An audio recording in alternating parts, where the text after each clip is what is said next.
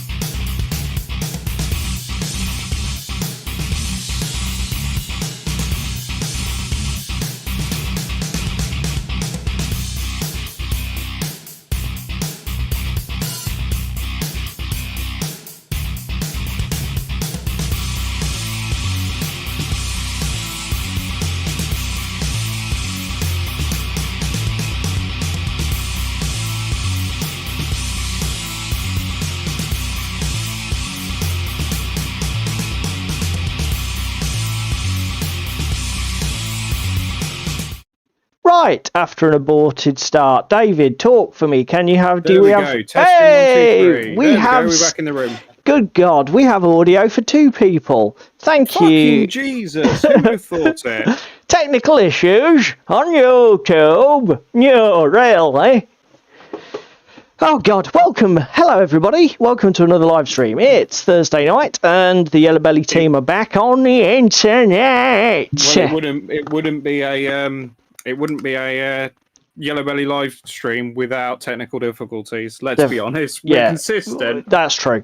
It's sort of like a thing now. They're still shouting no audio, Paul. But yeah, no, you're there. So, thank you. Happy days. Hope that's interesting as well because I've got nothing in the chat. Oh yes, I have. Yeah, it's just chat's not refreshing because chat's delayed significantly because it's not even got my first comment. Okay. Just that's interesting. Okay, well, David obviously can hear he's listening to he's got a copy of the live stream there. I'm just going to go and refresh the YouTube chat because that looks a bit sad. Refreshing. Just chat's delayed. It's not even got my first comment. YouTube chat refresh. Hey! Yeah, you are on the internet, so you've got sound. Thank you, everybody. Right, okay, so thank God for that. Yes, welcome to another live stream on Thursdays. My week has been terrible so far, so this is definitely the highlight of it. I'm starting to feel a bit more human. I fell ill last Saturday and basically slept 2.5 days. Managed to drag my carcass back into work yesterday in the evening. And so basically my week so far has been an utter write-off. Missed club, watched virtually no YouTube or social media interaction, done no hobby, done nothing but go blah and sleep. So sorry about that, everybody, but I'm not going to have an awful lot to share tonight. You're a fucking disappointment. I am. I'm pathetic. So what's your just before we get into everything, so the format of the show will follow our usual, for those of you who haven't been here before or are catching us for the first time on YouTube. Just put your fucking teeth back in, old man. The show will follow its usual format. So David and I will sort of discuss what we're going to be doing tonight on stream. We then normally have a chat about what we've been doing in our week of hobby, which in my case so far is Sweet Fanny Adams. And then we'll just sort of interact with the chat and do a little bit of hobby while we chat about nothing much in particular, and then we normally tackle our big topic around 9 p.m, which for those of you who've seen the thumbnail or saw our social media posts, we're going to have a quick chat about licensed intellectual properties and how they cross over with not just miniature wargaming. We might touch on other things, but we're going to focus specifically on miniature wargaming. It mainly, I think, as that is our bag. I'm just helping myself to a grape there.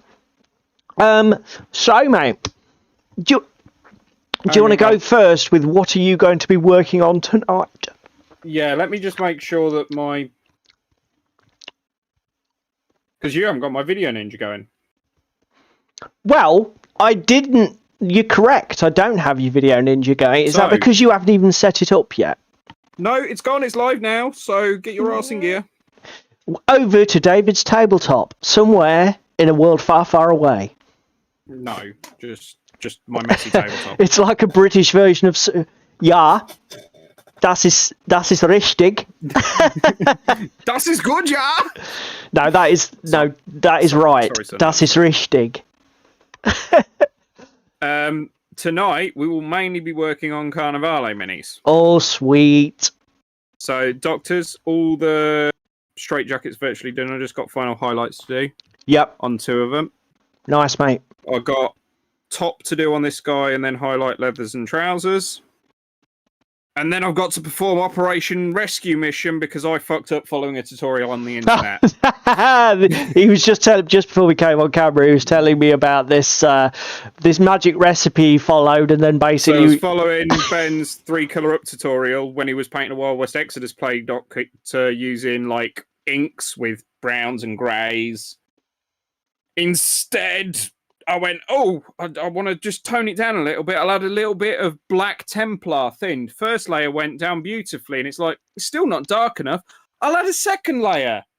Munchkin here forgot to dilute the second layer quite as much as the first layer, and it obliterated everything. So I now have a jet black mini. So essentially, your recipe's your recipe's going to be hard work, though, isn't it? Because wasn't it working up from white? No. Oh, so it was working up from black. Yeah. Well, I was going to say, it is now. Over white. It's over a white zenithal. It is now. And then maybe, once I got them done, we'll perform Operation Rescue. Varnish your minis, boys and girls. Yes, always a good idea to not only varnish your minis, but transport them safely. Please see previous live stream. Laura's already fucking ripping the shit out of me. Yeah, like David is somewhere in a deep dark cave. Paul. Yeah, I saw she was roasting you. I'm Cheese Me. Welcome to the show. Slap chop? No. I've got a feeling. What is the slap chop you speak of? I don't have enough contrast. I'm a massive fan of the old slap chop. We'll come to that in a minute when we talk about what I'm going to be doing. So I will be not exactly. Look, slap chop is a people. I don't know what other people's views are on this. For me, it's been divisive in the community. Hasn't yeah, it? It's been for me, all over the shop with it. If by slap chop you mean taking some sort of simplified zenithal highlight and then using a transparent pigment medium, whether that be inks, contrast paints, or a similar product, speed paints or whatever over it. Then adding a final highlights, manual highlight step, or even dry brushing or whatever. Yes, fantastic. Do I use the term slap chop now because I was doing it long before that term was coined? But yeah, I do. I think the technique is a great way to get a load of work done really quickly. And it's dead simple to master because it's the only thing you got to learn, frankly, is how to be neat and tidy with your painting. Do that, the actual processes and products do the hard work. All you've got to do, you've just got to use a bit of due care and attention, and that's your lot. Do you want to turn my mini cam off so I can get it out the fucking way and I can actually start painting? I will do, sir. I'll fade back to the main scene, and then I shall show everybody at home what I'm going to be working on. And it again, I apologise if it's following a bit of a theme, but I'm in this sort of like mindset at the moment where I start a project and I stick with it until I get there. So I'm working on my Forge Father's army currently. These are the 20 militia that I've got 80% done. Essentially, I've got to add a metallic, probably one of the Vallejo oily metal or oily steel or gunmetal or something, to a few of the areas of the miniature, And then I want to do some manual highlights. At this stage, because I've got a whole army of 40 odd miniatures to do, I'm only going to do the manual highlights on just the face and probably the beards, just to lift them a little bit out of the rest of the models. Actually, once in a... and we'll come on to this later, but that video that I showed you, told you to queue up from that Aussie guy, Paul. Yes. He's got a really good way of dry brushing or edge highlighting, just really roughly, but it brings speed paints and contrast paints way up. Right. So it might be worth you giving that video a watch after stream. Yeah, I'll check it out. I mean, obviously the thing is, if I'm honest, this project is the stuff that I've done so far is a little bit darker than I'd want it to be, but obviously it's a 40 odd man army, and I'm not going to change tack in the middle of the project because everything's just going to look weird. So having painted the militia, the next step is some of the steel warriors, I believe they're called. So I've actually got 2 5-man units. Let me see if I can introduce this guy into the shot. So what I'm going to be doing tonight, I'm not going to put the metallic stage on. I'm going to basically get this, which is my Zenithal base, on one of these steel warriors. I'm going to do some approximation of the colour scheme that you see here on him. And as I said to David, I think what I'm going to do, the orange detail that you see on this guy is for the unit leaders, which are important for the game of Firefight, because all line of sight and that sort of stuff is drawn, shooting and ranges are drawn from the leader model only, so it's important he's marked for the unit. I think what I'm going to do is basically copy the layout, colour layout, except switch the shoulder pads, which are this sort of turquoisey colour, and the helmet, which is the blue that's mirrored on the gauntlets and the boots, etc. Just swap those two about, so we've got turquoise helmets and blue shoulder pads on the sort of routine guys, and then the leaders for the steel warriors will be turquoise helmets and orange shoulder pads. But other than that, it's basically a case of get these army painter speed paints down, and get them all. So basically there's 3 to do: Hive Dweller Purple, Magic Blue, and Plasmatic Bolt in various configurations. Get them down on all of the miniatures in the 10 models, and then we'll be ready for the next stage. Sticking theme, wish I could do that. Look, Squirrel. Cheese me, were you at my work on Monday? Because I have a funny story from at work. So I went out for a vape, was having a conversation. Squirrel pops up over the fence. Me just went, "Oh, look, Squirrel!" Just midway through the conversation, like some sort of small child. So yeah, that's a thing. No, thanks, Trevor. Trevor's what I think you talk about it every week, so you got to keep it consistent. Nice one, mate. I mean, the only thing that we can be more consistent with is tech issues. Yeah, well, he's already called us out on that at the beginning as well. Sort of like, so yeah, you're right, Trevor. I think it's good to give people touchstones, things that they can keep coming back to, knowing that they're going to be consistently shit. You know. Cheese me, what are you working on? And Trevor, you're not getting away with it either. What are you working on, mate? Yes, everybody, come on. Share in the comments what your projects are, what you've got on the go. Let us know what you're going to be working on while we sit here and talk. Fucking Hailstorm! What? What about Hailstorm? Fucking pirate party time's just come on. What is that a problem? Because if it is, just turn it off. It's amazing, but I'm gonna fucking end up blurting out halfway through. I bet you. Well, just don't. All right. Okay. So, right, mate. So we've both shared. Now, obviously, the next part of the show, which is where we share what we did at club.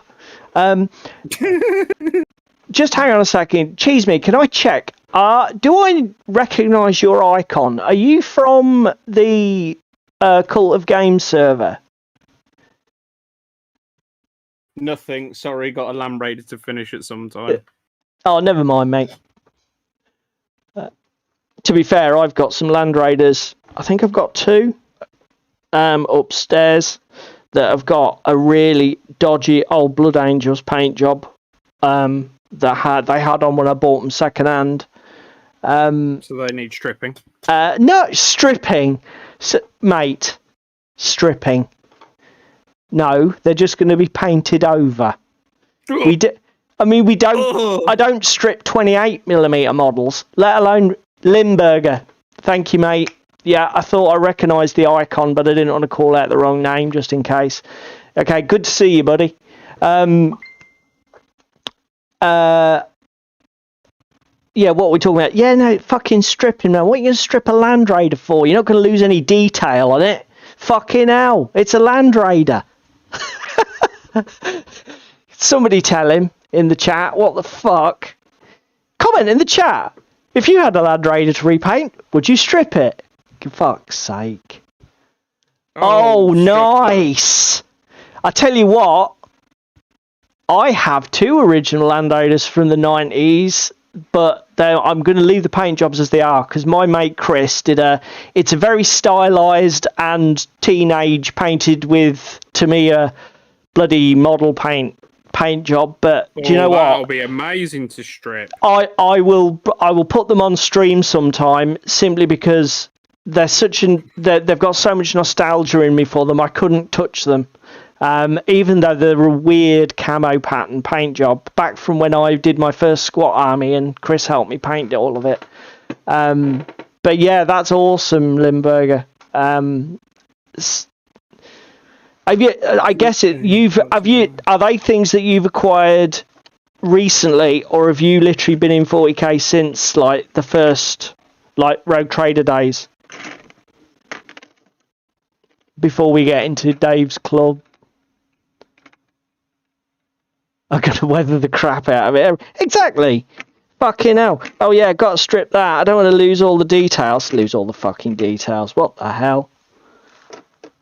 It's a fucking tank. Didn't have any details. Wait, you worried you might not be able to read the number plate? Oh, fucking hell. Fucking hell. Turned into a roast David evening, as per usual.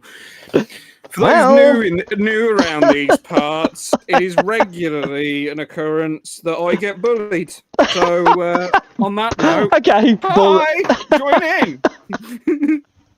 in.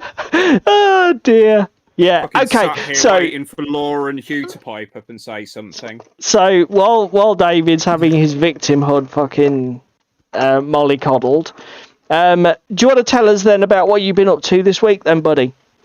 Yeah, I've had actually quite a busy week in hobby. Yep. Because, as I said on stream last week, I went over to Hugh's at the weekend and I taught him how to play Gaslands. Yes. So, first game, miniatures game, he's properly played. He paints a bit of 40k. We know. But 40k, we love it. Well, 40k, we used to love it. Yeah, we used to love it. We've moved on to pastures new. And that, one day again, we may awesome, love it. Mate. But yeah, went over, had a kitchen top. Well, we moved the kitchen table to the lounge, but had a kitchen tabletop game. And it was fucking Groundhog Day. It was brilliant. It was everything Gaslands could and should be for an intro game. Like, so we both had 2-car lists, mirror match. So car with a minigun and a turret, buggy with front-mounted HMGs and armor plating. And everybody had grenades. So that was fun. Took off from the start line. I had pole, showed like Hugh how to go through the first couple of steps, crashed into a pillar on my way through to show him how that resolves and works. Oh yeah, just to show him. Yeah, so Hugh then decided to crash into the back of my buggy. And Hugh can roll nothing but 5s and 6s. The buggy exploded. Then when the buggy exploded, it took several other vehicles with it or down to very low hull points. Okay, just hang on. I'm just going to interrupt you, David. Can everybody do me a favour? If I've got massive audio problems. Can they say in the chat? Because my audio display in OBS is having an absolute fit. Even when I'm silent, my microphone is spiking away like a bitch. So I don't know if the display's off or whether it is actually genuinely making a ton of clicking and popping and background noise. So I mean, you guys haven't commented, so I'm guessing it's like a display glitch in OBS, which I'll cross my fingers and hope is actually the case. Sorry, mate. I've finished completely derailing you. You go back on your train of thought. So we had live, die, repeat for the next couple of turns through gate 2. So one of us would get through gate 2, the other guy, or going to gate 2. This is all happened at gate 1 in a 3-gate race. 4th gate being the finish line. So we've all got weapons turned on. I would kill Hugh. Hugh would respawn. Hugh would kill me. I would respawn. I would kill Hugh. This just rolled on for a little bit. Until we got... it was a little bit scrappy, shall we say. Yeah. We got out and around the gate, and then Hugh, being conservative, left his car in gear 3 while I hammered it all the way up into 6th. I went for it, absolutely went for it down the back straight, including using slides and spins to my advantage for extra movement. To be fair, the game, that for me, is where the game really gets exciting when you literally just try and use the spin dice and you don't worry about being in a sensible gear. You just pick a template and you hope that the spin dice and slide whatever you can slide your way round what you want to do. So I got basically all the way. So I got to the finish line, but not fully over the finish line. With my slider, I was basically perpendicular to the finish line, one wheel over the line, the other 3 wheels behind the line. Okay. Went round to a new gear phase. I forgot I'm in gear 5 and I need to turn to get over the line. Oh my god. The gentle wrapped me round the fucking upright and it caused me to explode. Oops. Oh dear. Then Hugh ran away with it. So essentially, you half crossed the line, blew your car to smithereens, and sort of like Hugh drove through the fireball to win. Yeah, pretty much. Excellent. Well done, that man. Good job, sir. But to be fair, absolutely brilliant way to show a lad how to play Gaslands and the fucking carnage it entails. It's just fucking brilliant. Then Monday at club, I played Nemesis, courtesy of Luke. Thanks for bringing that game, mate. Absolutely brilliant. So it was me, Dan, Luke, and DW playing. It was all going fairly well until we started spawning aliens. Then it just didn't stop, including basically Dan getting jumped by stuff and getting seriously wounded and having his arm bitten off. Because for those who don't know, Nemesis is a bit like, if you imagine the first Alien movie, it's sort of like that, but as a board game. Even though it's not actually a licensed game, it's shall we say, it's paying touching cloth. It's paying such close homage, it's almost a rip-off. So, me being the captain, I said to Dan, right, well, I'll sort you out. I got a load of medical supplies. Said to him to get his ass over to me. I'd heal him. We were in a room. I was about to bandage him. Fucking alien burst through the door. It's like, oh, God. Tried to kill it. Couldn't kill it. So I forced Dan into the next room. Dan got attacked. I escaped without getting wounded. After you threw Dan under the bus? Yeah, basically, because I'm the captain. I'm the captain. I have an order card, so I just basically moved Dan to the next room first in the hope that, okay, whatever shit card's going to come for me, will go. So, yeah, that's the thing. So, he then healed up. We're on our way to the evacuation pods to escape, because my objective is basically just to survive with another player. Then I spawn the queen. The queen absolutely murders Dan right in front of me while I'm running down the corridor away from it. Meanwhile, Luke's objective is to kill player 4, i.e. me. David's just running around the ship like a thing possessed, trying to not get brutally murdered, either through burning or being jumped by an alien. And we all end up in the evacuation pod, ready to go. And there's 2 pods to go. We're getting attacked by aliens. I can't kill it for shit. David can't kill it for shit. Luke can't kill it for shit. Another round comes around. I managed to kill it. David immediately jumps in the fucking evacuation pod and jettisons it. Luke then immediately jumps in the other escape pod and fucking jettisons it. So I'm sat there in the middle of a corridor with an alien corpse and my cock basically in my hand going, right, I've got to go around the other side of the ship now and find the other fucking pods. And then got jumped in that's the right, because there's only 2 pods in each bay, isn't there? Yeah, there's 2 pods in each bay. There's 4 in the game, but there's 2 in each bay. Well, so some would say, schoolboy error, 3 people going to a 2-pod room. Yeah, but there's space for 2 people per pod. That's the best bit. Oh, you... both of them just immediately foxtrotted Oscar. They're like, fuck it, nope.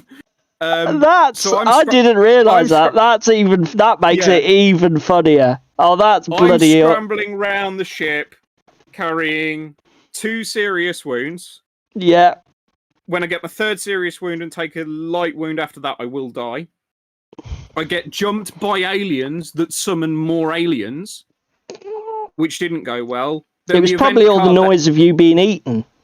Yeah, then the event card that basically ended me in my career was every room that is on fire, put a malfunction marker on. Now, there's only a certain amount of fire markers, there's only a certain amount of malfunction markers. Yeah. When all of them are out, if you have to place another one, the game basically immediately ends and the ship has imploded or burnt to a crisp and there's a hull breach. We'd run out of malfunction markers 1 room away from the end. So the ship imploded around my face while I'm sat in the cryo bay with no arm, no leg, and an empty fucking revolver in one hand. Oh dear! All you needed was a bottle of JD in the other, and you got a perfect cinematic ending, mate. That's awesome. It was an awesome game, absolutely fucking amazing. I must confess, I've only played it. Shout out, but then to be fair. I'm gutted I missed it, to be fair. Out because I was the one that made what was it? Chaos Cards? Yes, bought it for him at UKGE. I bought it for him and then he paid me back, but we stood there for a good 35 minutes while Chaos Cards, bless their souls, went and rummaged in the back for us. Yeah, they provided above and beyond customer service that day because old mate knew he had a copy on he knew he had a copy in his inventory, but they didn't even have it out because we were on the first day, weren't they? He says, we've not even unpacked everything yet. And we were like, well, we'll wait. And they found it for us with double quick time, didn't they? I don't think we even... Yeah. Did we go back?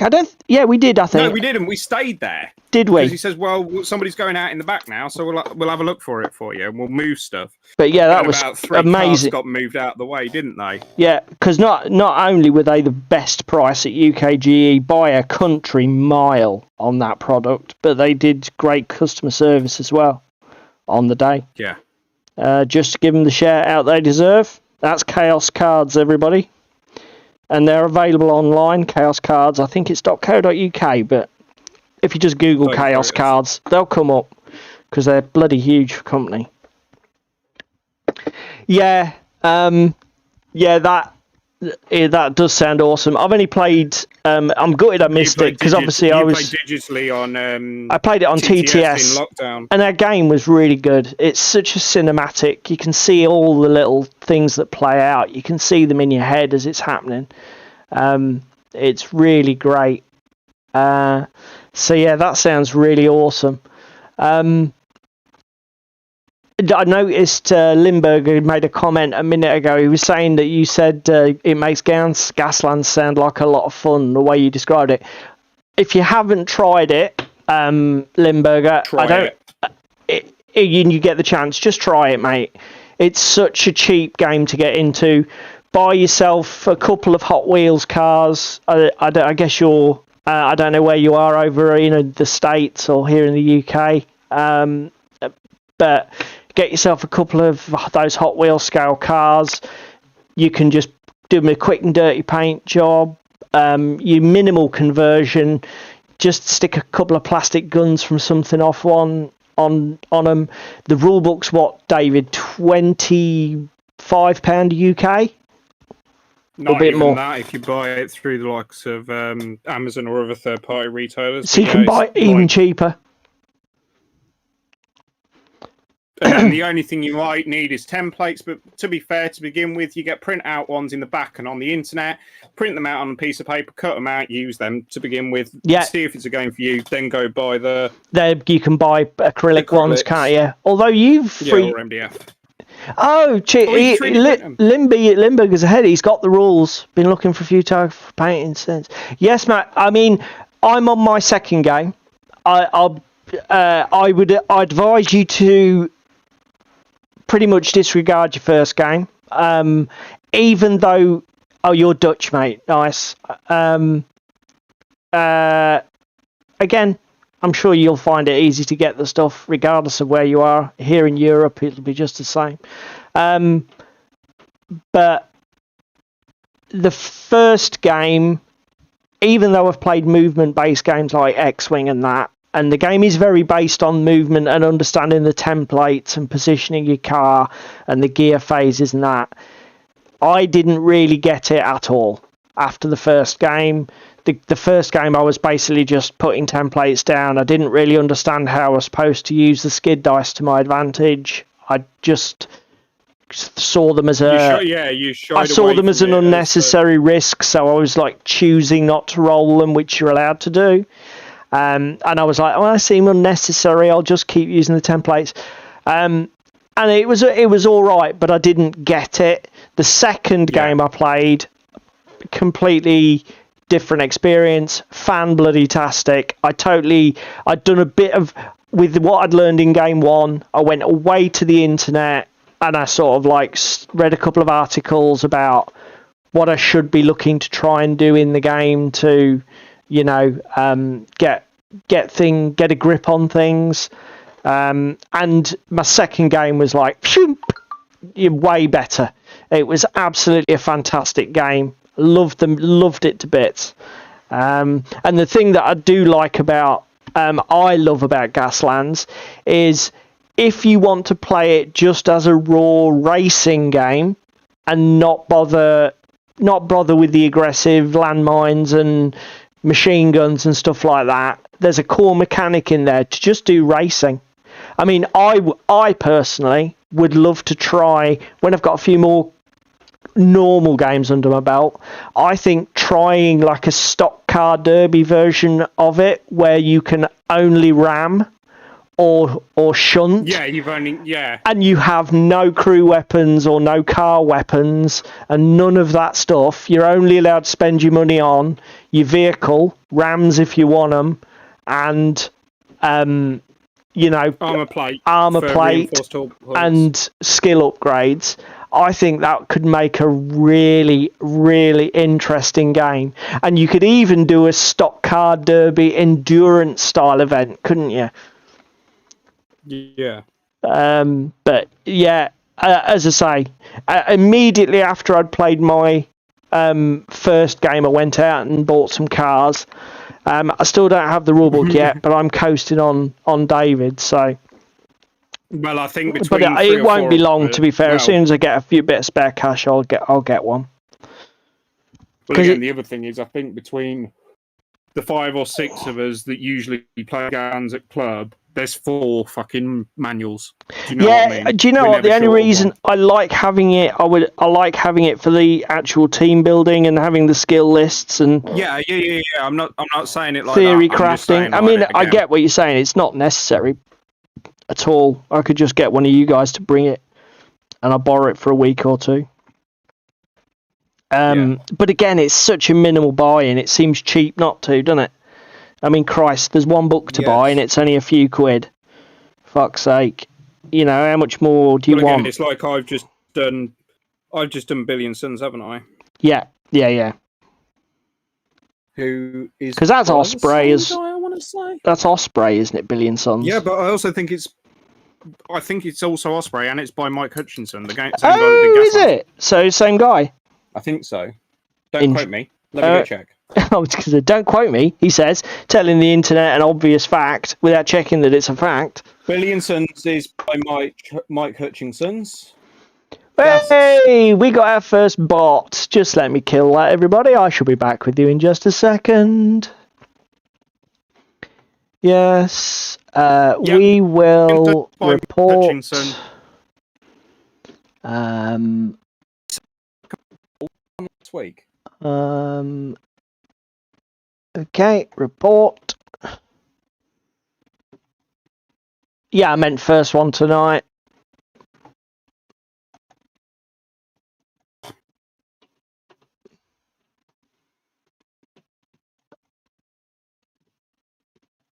I fucking hate TT Combat.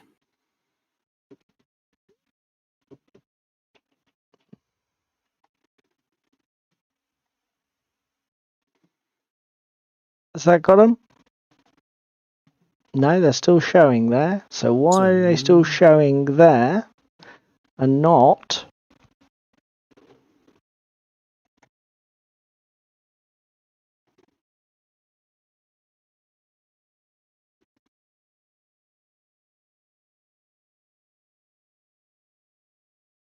He's not gone yet. Yeah.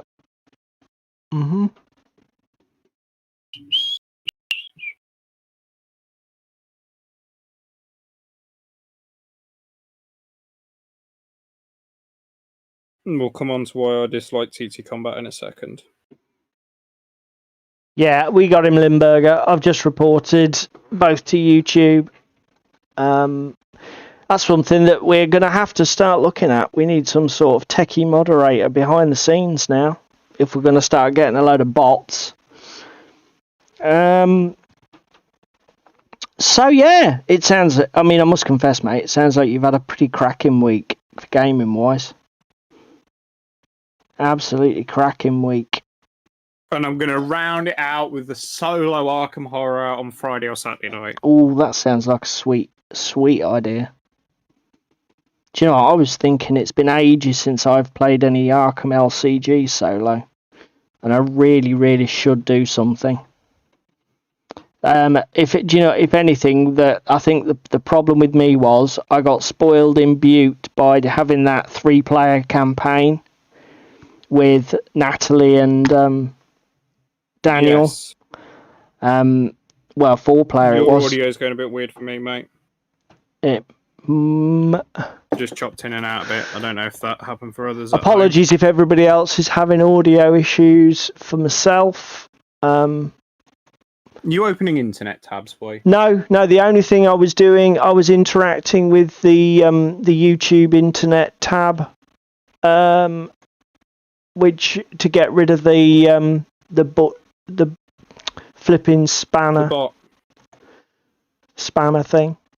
I'm just going to refresh chat, everybody. So for those watching on video, it will disappear, but hopefully then reinstate itself. That does seem a hellish lag.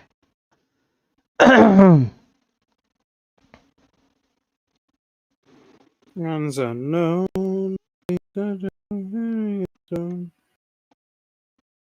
Oh, okay. Well, that's great. I don't know why that one is still there. Because it's been removed. Not a clue, but on the actual master. Yeah, on the master YouTube chat that I'm looking at inside a web browser, it's already gone. But it's gone. For some bizarre reason, it's not gone on the the version that's been pulled by OBS. So fantastic. Don't know why that is. More tech issues. Awesome. They become a thing of beauty. And more frequent. Yeah. See, yeah, that I think that's partly the problem because I was spoiled by the multiplayer experience. I'm like, when it's like, oh, go back to doing it solo. Do I really want to? But I'm going to have to because I've still got campaigns I want to get through. I want to do the Edge of Earth campaign, which I haven't even touched yet, and I own. And I want to do the Forgotten Age campaign as well, which is one that I've never played. Right. Do you want to go down to my personal camera and I'll explain why I'm having grievances with TT Combat today? You falling out with TT again? Right. Yes, I'm falling out with TT, not for the first time. Okay, so go on then. Tell me why you're falling out with TT. Beautiful miniature, right? Or beautiful miniatures for Carnivale. Okay. Absolutely gorgeous bases. TT, what the fuck is this about? Why is there a billion tiny little squares that I need to highlight individually? Mate. Why, TT? How else would else were they going to do that texture though? To be fair to TT. Yeah, but did it need a padded leather apron? Did he need a padded leather apron? Well, it's all relative, mate. What would you rather it was just smooth? I think good on him for doing a texture. I think it looks quite cool. Yeah, but I need to go another step up from that yet. I mean, I was going to say dry brush it, but you're right. It won't dry brush. No, it's not deep enough to dry brush. No. If it was a little deeper, yes, it could be dry brush, but it's not deep enough. I mean, to be fair though, don't you find that if you're doing like detail highlights on something? Hi, Crispin. Good to see you, mate. Evening, Crispin. Don't you think though, when you're doing details like that, if you're highlighting them individually, it goes quite quickly because it's like doing scales or stuff. Okay, then I'll just stop. I'll just stop there. just shut your fucking mouth and be done with it. No. But while I've got the mini here, yeah. Just no. For lowering the time within 30 seconds of fucking arriving. What colour am I painting his sleeveless top? Okay, so I mean, at the moment, I'm noticing a lot of very dark browns, a lot of blacks and greys. Have you got any accent colours anywhere on your models? No, because they're all wearing like straight jackets and leathers and. What your straight jacket's going to be beige? Your straight jacket's going to be beige. Yeah, yeah. So they're done. Okay, right. Done. Well, why don't you? I mean, you've got two options. Just pick a random colour. Like, I mean, at the end of the day, he looks like quite a sort of lowly guy. I would go for something that's not too intense. You'd expect him to have like maybe a really faded green or a faded blue or a faded red. Or you could just copy your beige motif. Just do it like a... Yeah? Green grey? Sort of like a khaki, yeah? Yeah, take a wild guess. What colour the majority of this is, Paul? Oh, Christ. It wouldn't be deck tan. Would it? No, not at all. Fucking David and his deck tan. If anyone's ever stuck for an idea for a Christmas present, just buy David a bottle of deck tan. He'll definitely get the use out of it. It's a gorgeous colour, out. Yeah, mate. Yeah, but you are bordering on obsession. You know. You can't pay everything deck tan. I'm done. Okay, mate. I'll put us back on main scene. I was just checking time. We got about 15 minutes left.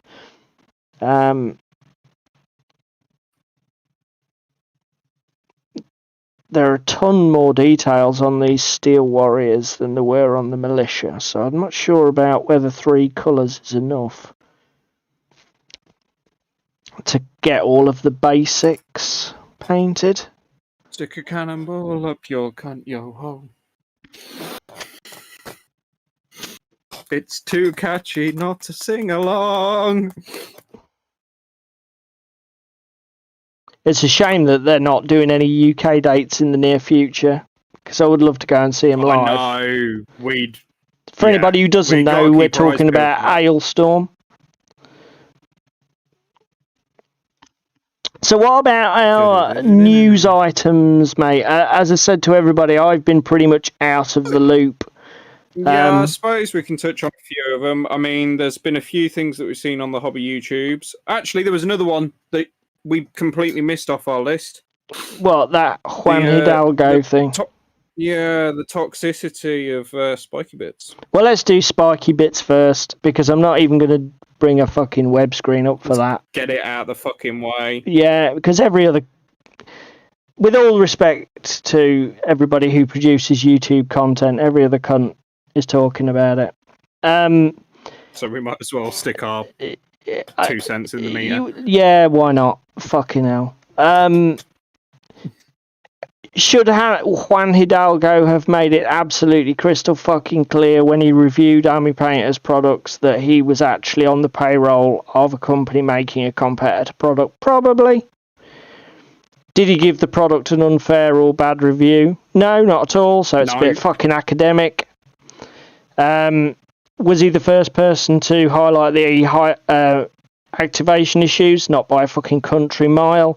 I think there were at least 2 YouTubers that post videos weeks before he even mentioned it. So I don't know where fucking Spiky Bits is getting his info. Spiky Bits complaining about the fact that Juan's not using his paints properly. Well, yeah, he's not using them as intended, but it's how he fucking paints. So deal with it. Is Spiky Bits platform a worthless blight on the internet and of absolutely no value in terms of the content on it? In my humble opinion, yes. Absolutely. Every day of the fucking week. I can't stand the platform. Don't use it or interact with it. Simply because I don't find any value in doing so. It's also very, very, very... It's essentially, again, not... I keep seeing the damn thing in my Google News feed. It's always GW-centric stuff. It's always just... he basically is copy and pasting Warhammer community, very little editorialization. I guess it's a living, fine. You fuck off and do that, mate. I'm not interested.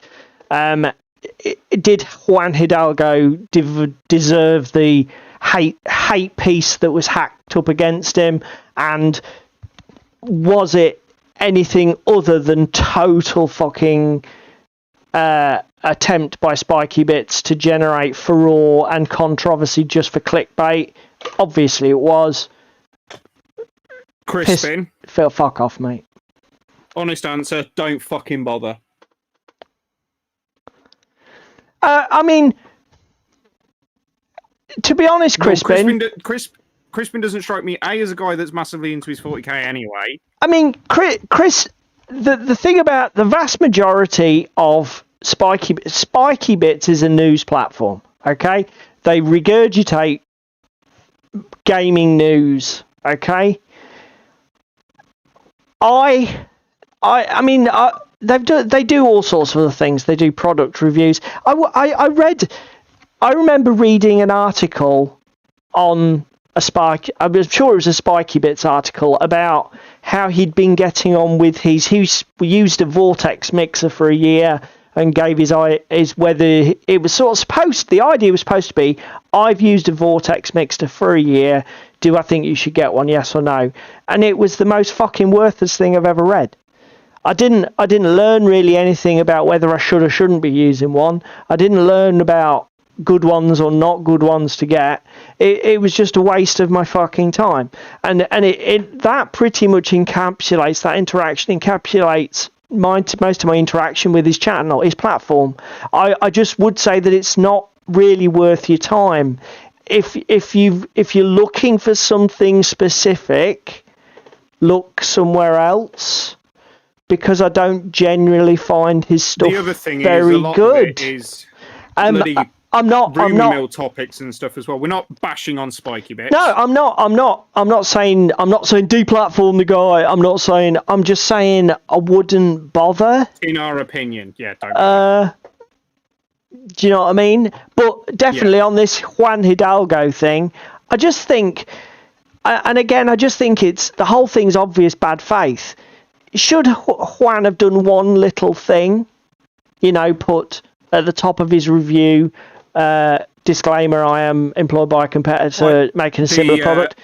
The best I have seen in relation to this is this week from Geraldez, because Geraldez has obviously helped with the new Express Color and everything else that's coming out and everything as well. Yeah. And he's put on one of his Instagram posts about the fact that he's still employed by Vallejo and will continue to be and work on new projects. Yeah, so should he have done that? Yes. Was there any nefarious intent? Was he basically trying to do a hatchet job against Army Painter, rather? I mean, he did it. If he was, it wasn't fucking apparent to me. The whole thing's just bollocks. We've already spent far too much time on it, so let's move on. I would strongly suggest to everybody that they go and watch Juan Hidalgo's channel. I've watched a few of his videos, particularly around the speed paint and contrast paint products. He's got some very interesting ideas about how to use them. He's got some very interesting ideas or very interesting tips on getting the most out of them and sort of like little traps and pitfalls. And he's also been involved with Express. I mean, Christ almighty, to call the bloke even-handed, if everybody wants to go and watch the video that he did where he sort of reviewed the Express Colour product that he'd been given to help with the design of, he even says in there, we never planned for this to be better than Contrast because Contrast is such a good product. We just hoped it would be as good as. Now, if that's not an understated remark from somebody who's been involved in the design of something, I mean, to then release an internet article that accused the bloke of being some sort of like hyperbolic hatchet man, it quite obviously shows that you don't fucking interact with his content in any meaningful way and you're just looking for clickbait. To me. Yeah.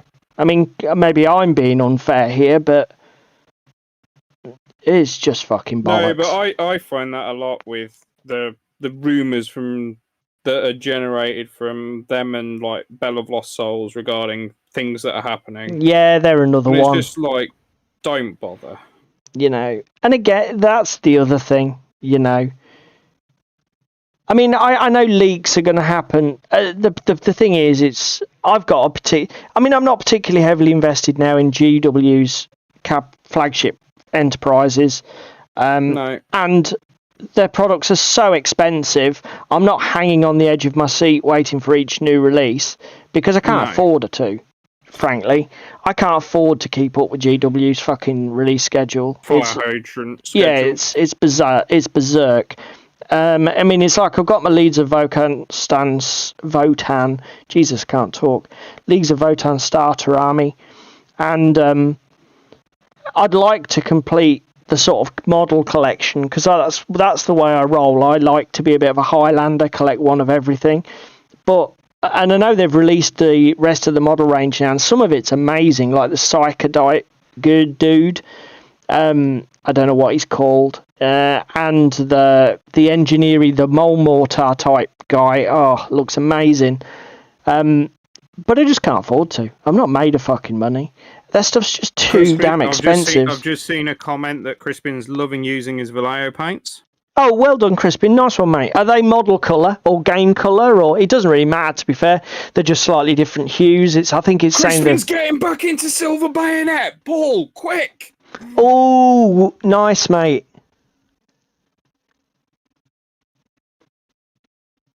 Yes, yes, Limburger. I mean, you've never been here before, Limburger.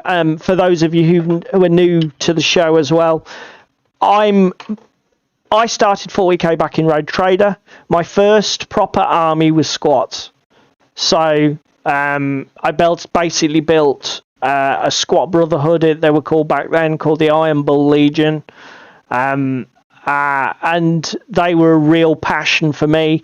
I had, because back in the day, obviously, the model range for GW was quite small, so pretty much all of the Imperial style forces used basically marine vehicles. So it's got like I've got like a what's the bloody rhino thing with the big cannon coming out of the front of it? Vindicator.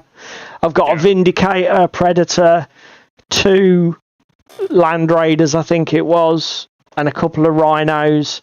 And then basically a ton of squat infantry. I had about 30 of the old metal bikes.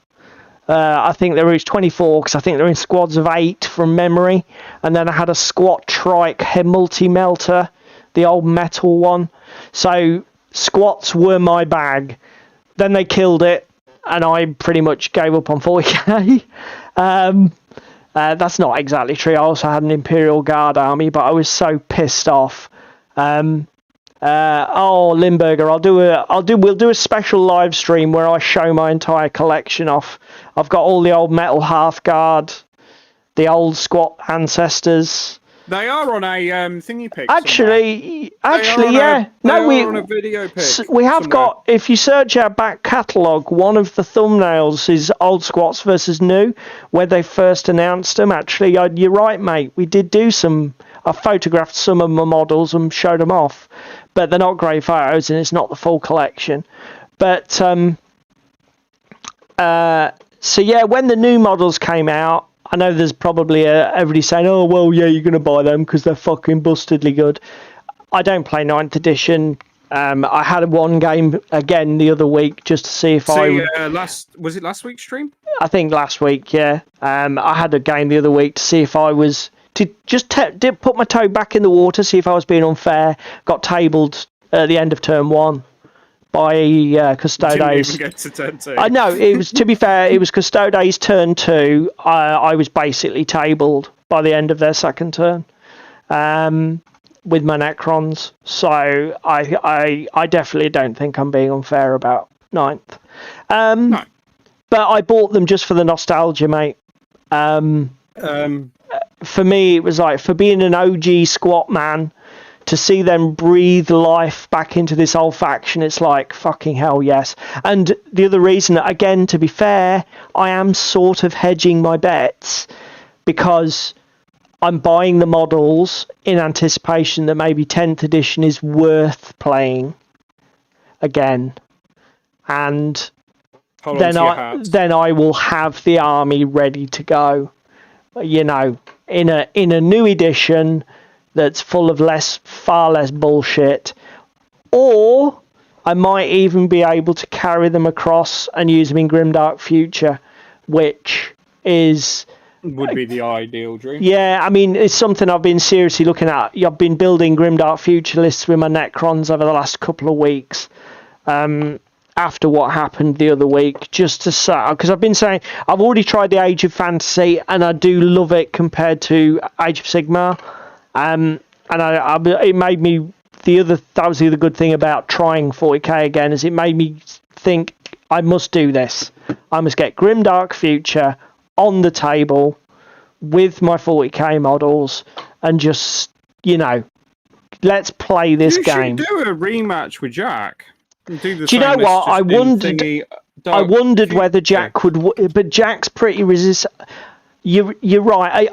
I'll be honest, mate. It occurred to me as a thing to ask Jack to do, but I didn't know if he'd be up for it because I know he's quite protective of his 40k. He does like 40k. He knows he likes 40k. You came to the table and played 40k with him, so yeah. I suppose I've got nothing to lose by asking the guy, have I? No. So yeah, for everybody who doesn't know, that's the history. I am OG squats. So when they brought them back to life, I couldn't very well say no. It would have been rude, I think, to say no. Yeah, it was last week. Plus the fact, again, to be fair, this is the other thing I will give GW their credit for.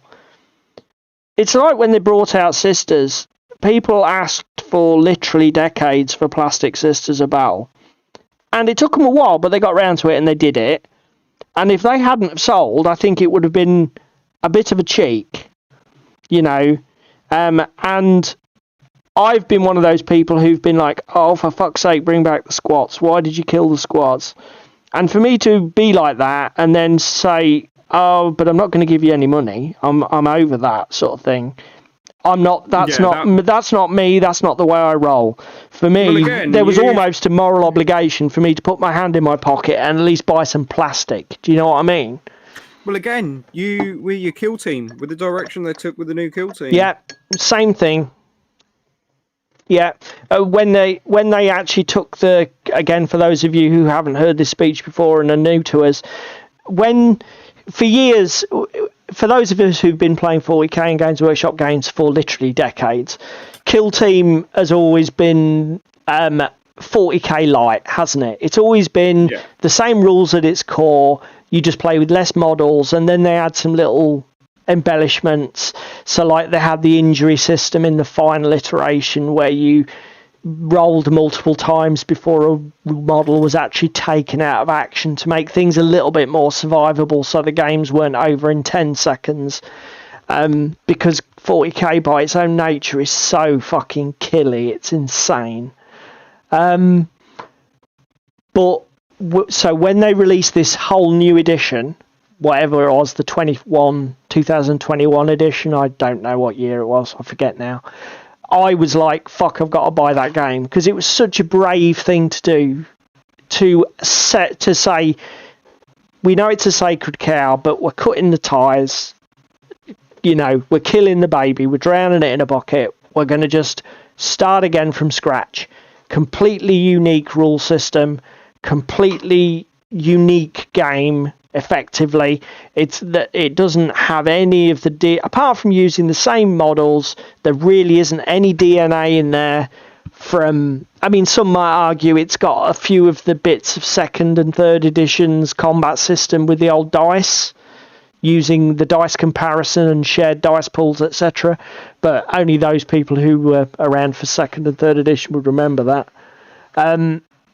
But I mean, other than that, there's no 40k DNA in there. It's literally, we took the same models and we created an entirely new gaming experience. And I was like, do you know what, that's so fucking brave. I'm going to buy that. Because if nothing else, the models are fantastic. I'll always use the train for something. So like, yeah, I'll buy that box. And as it happens, I love the game. Not only was it brave, but I think it's actually a very well designed little game. So I've carried on buying all the products. And I don't regret it, to be honest, at all. Till Shadow Dark. Right, mate. So, well, we've already talked about Shadow Vault. See previous stream. What was the other news article? I suppose that actually links in quite well to the shout out from the YouTubes. Let me just go to my browser here. So we're getting a bit late here and we need to get to our main topic. So let me transition. So one of the things that David shared with me earlier this week when I was in my feverish unconsciousness is that Assassin's Creed, the board game from Triton Noir, based on the computer games, it looks like it might be coming back to Kickstarter with some more expansions. Now, there's not a lot of details here, mate. Did you have any more information than what's here? No, it's coming Q1 23, back to Kickstarter, expansions. Now, bear in mind, I've still not finished my Kickstarter. This is a slight issue. You're a bit further ahead of me, but not much further, are you? Yeah, no. I mean, I think I've painted in the region of 50 miniatures, and I've played through the first 2 missions, training wheels missions, and I need to do the third one as soon as I can get time to get myself set up because I'm filming it for YouTube, so I need to make sure I'm ready to go. But apparently there is, for those of you who are French speakers, there is a YouTube video apparently on the internet where the Thibaud, I presume that's pronounced, is one of the developers, I'm assuming, is on the Meeple Reporter page, which I'm assuming, I think they're Canadian, mate, so I'm assuming it's French. Yes, they are Canadian. I'm assuming it's French-Canadian YouTube channel. Yes, they are Board Gamer. But as I say, from what I read in this post, that's what's going on. And frankly, I'm a little bit excited for that. Because I missed out on the Kickstarter the first time around, and I had to You're pay. missing out this time. I paid full retail price for the stuff I got, and it was so fucking expensive. Hello, Jerry. Welcome to the chat, buddy. I noticed Tim's not in. I saw you were ill on Tuesday, so I don't know. I thought, Christ, don't tell me Tim's gone down, because if so, that means Jerry must be able to spread diseases over the digital format. Get gone, Jerry, before we go down with the viral load. Fuck off, mate, unless you've got some sort of virus. Yeah, the only other news I've seen this week came up on my recommended Google feed, which was a Dicebreaker article on why Carnivale is quite good, because it combines Cthulhu and Assassin's Creed. Yeah, and this isn't really so much news, except David just loves people who are fanboying out about Carnivale. So yeah, but I haven't read the article, mate, but you'd say it's a very good article, very worth a read. Yeah, it's worth a read, particularly if you're on the fence about getting into it, or you've never even heard of it. It's a very good read. And I can't wait to dip my toes in the waters of Venice. That fucking table looks amazing. Yeah, I know. There's just all sorts on it. Then the only other guy to shout out that I watched with a video that came up 3 days ago is Once in a Six-Sided Dice. He's an Aussie guy. Just in case anybody's struggling to find it like I did, it's just Once in a Six-Side. On YouTube, there's no, because when I was googling it I couldn't find it, and that's why it's Once in a Six-Side done. He's Aussie guy. He's got a new printer given to him for testing and evaluation purposes, but he's printing the Into the Dark Kill team. Unfortunately, he's got no crew, so he makes some other design choices.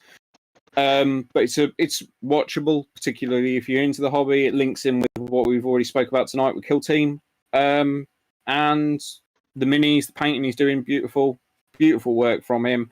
And if you're just cutting your teeth on 3D printing, go check his channel out. I take it when you mean he's printing the Kill Team, what he's doing is finding alternative sculpts that are proxies for the entire content. He uses something from a Kickstarter that's either out now at the moment or upcoming. He links it in his video. Gotcha. For the terrain. He uses some Redmaker's Solar Guard for the naval breaches, and because there's no Creep miniatures, he didn't print any Creep miniatures, so he went with Tyrannid copies, I think, from Puppets War, from memory. Okay. It's good. I don't know if you want to comment on his video, but I'm fairly sure Eons of Battle did a Kroot miniature recently that was 3D printed for him. Oh God, is Cheese another anti 3D printing guy? I don't know. To be fair, I don't know what your view. This is why I'm just asking. I noticed his comment. I don't know I don't know whether you're a pro or anti 3D printer, Limburger. I like the idea. I don't fucking like the amount of hassle and work that there is in it. I don't think it's ever going to be a little sub hobby for me. I think it's far too much effort. Going back to a couple of comments, I agree with you, Limburger, there. You say about the square, rectangle, circle thing. Do you know what? It's the one thing about the rule system that's utterly fucking mystifying. Just what the fuck? Do you know what I mean? It's the one thing about the rest of the rules system is the only other thing about the rule system. There's two aspects to the rule system that mystify the bollocks out of me. Number one, that. Number two, why are there not fucking cards like there are for Warcry? Because the one thing that is a criticism of that game is the token burden that it generates is preposterous. You've got your activated token to show whether you're exposed or fucking whatever the two statuses are. You might have a wounded marker. You might have some other bloody marker, a game state marker. It's like, just give me a card to put all that stuff on. I really don't want to have 4 different pieces of cardboard within an inch of my model and then try and work out which model they're within an inch of. It's like, really? They're the two design choices that I just don't fathom.